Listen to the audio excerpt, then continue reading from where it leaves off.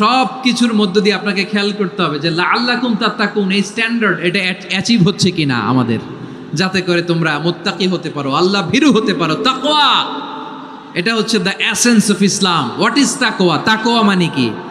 তাকওয়ার সংজ্ঞা অনেকে অনেকভাবে দিয়েছেন। আমি সরাসরি সাহাবাদের কাছ থেকে একটা সংজ্ঞা আপনাদের শোনাচ্ছি।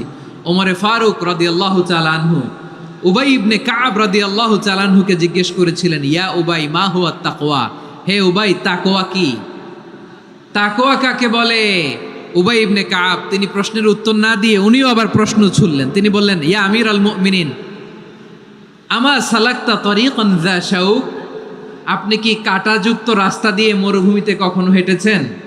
যে রাস্তার চারদিকে ক্যাকটাস, গুলমলতার কাঁটা, হেঁটেছেন? ওমরে ফারুক বললেন, নাম হেঁটেছি, বালা হেঁটেছি। কাইফা আমিলতা, কিভাবে হেঁটেছেন? ওমরে ফারুক বললেন, শাম্মারতু ওয়াজতাহাত্তু, আমি আমার জামা, জুব্বা আর চাদর আটোসাটো করে গায়ের সাথে এমনভাবে মিলিয়ে রেখেছি, এমন সাবধানে হেঁটেছি যাতে করে মরুভূমির ক্যাকটাসের গুলমলতার কাঁটা আমার গায়ে বিঁধে না যায়।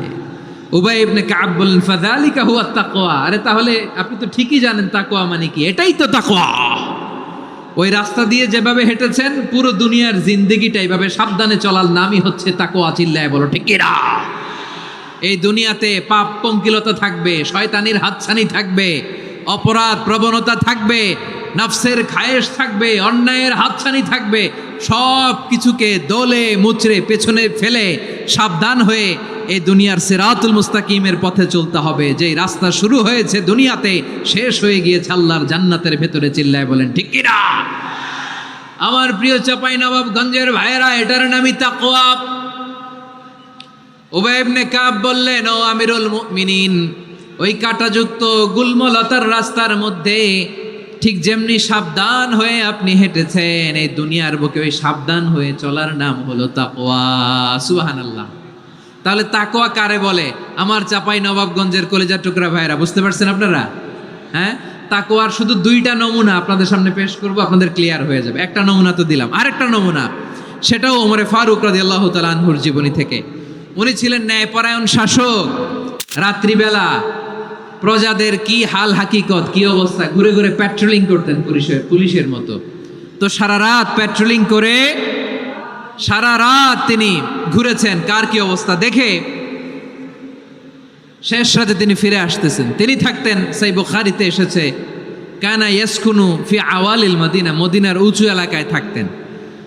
তো ফিরে আসার সময় উনি একটা প্রাচীর বেষ্টিত ঘরের পাশে দুইজন নারীর কথোপকথন শুনতে পেলেন। কয়জন নারীর?